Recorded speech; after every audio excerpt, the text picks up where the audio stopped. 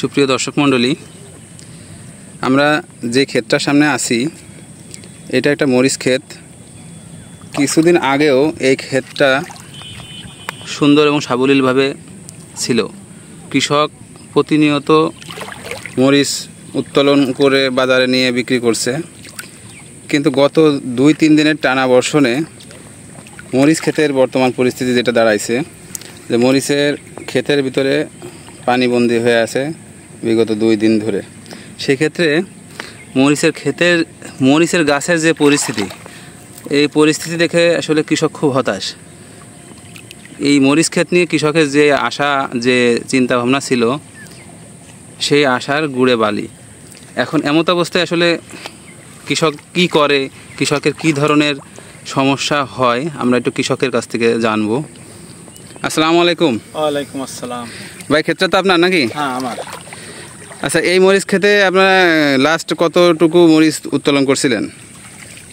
এই ক্ষেত থেকে মরিচ উত্তোলন করা হয়েছে 2 মণ। 2 মণ না? হ্যাঁ।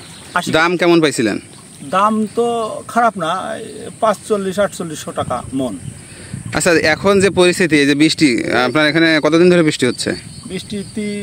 বৃষ্টি মাস ধরেই, তবে অতিরিক্ত বৃষ্টি দেখা যাচ্ছে হলো 3-4 দিন। আচ্ছা, আপনাদের এখানে পানি যে জমছে, এখানে কি পানি নিষ্কাশনের কোনো ব্যবস্থা ছিল না? আমাদের এখানে মেয়র সাহেব রাস্তা পাকা করছে, তখন সে বলছিল যে আমরা এখানে কালভার্ট দিয়ে দেব, কিন্তু পাকা হয়ে যাওয়ার পর তারা আর পানি বার করার মতো তেমন কোনো সুব্যবস্থা করে নাই। এই অবস্থায় আমাদের ধানের চারা, মরিচের ক্ষেত, এ জাতীয় বহুত ফসল নষ্ট হয়ে যাচ্ছে পানির সমস্যায়। আচ্ছা, তো এখন যে পানিটা আটকে আছে, এখন আপনারা কি কিছু নিষ্কাশনের কোনো চিন্তা ভাবনা করতে পারতেছেন? তো আসলে এই বিষয়ে তেমন একটা ভালো বুঝিনি, তারপরেও ভাবি যে রাস্তাটা কাটবো কিনা। আবার অনেকে বলে যে সরকারি রাস্তা কাটা যায় না, এভাবে পাকাকরণ রাস্তা, এটা কাটলে নাকি সমস্যা আসবে। এজন্য আমরা তেমন কাটার প্রতি উদ্যোগ হইনি। আমরা চাচ্ছি যে কাটা ছাড়াই কোনো রকম পানি বার করার কোনো ব্যবস্থা করে দিতে পারে কিনা। আচ্ছা, তাহলে ভাই, এই যে পানি যে আটকে আছে, পানি যদি না বের হয় তাহলে আপনাদের কি অবস্থা হবে? আসলে আমরা তো কৃষিকাজ করি, এখন কখনো জমিতে লাভ হয়, কখনো লস যায়, তবে আমরা এই কৃষিকাজের ফসল দিয়েই আমাদের জীবিকা নির্বাহ করে থাকি।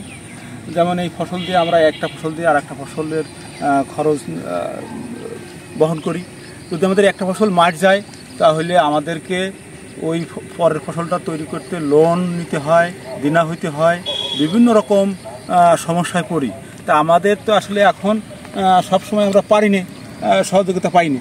তো এখন আমাদের সরকারের প্রতি বিনীত অনুরোধ যে আমাদের এই সমস্যাটা যদি একটু সহানুভূতির দৃষ্টিতে দেখে, তাহলে আমাদের উপকৃত হতাম।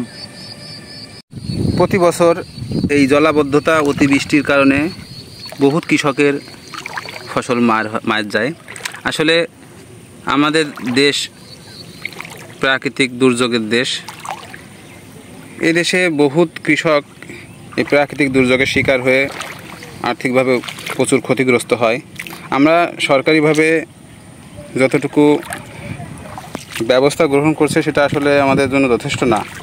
তো আমরা সরকারের দৃষ্টি আকর্ষণ করি যে এই জলাবদ্ধ জমিকে পানি নিষ্কাশন ব্যবস্থার মাধ্যমে যদি পানি নিষ্কাশন করার সম্ভব হয়, তাহলে আগামীতে কৃষকদের এই ধরনের ক্ষতির সম্মুখীন হতে হবে না।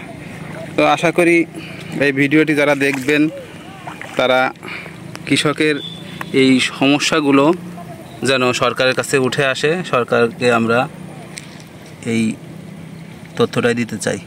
সবাইকে ধন্যবাদ, ভালো থাকবেন। আসসালামু আলাইকুম।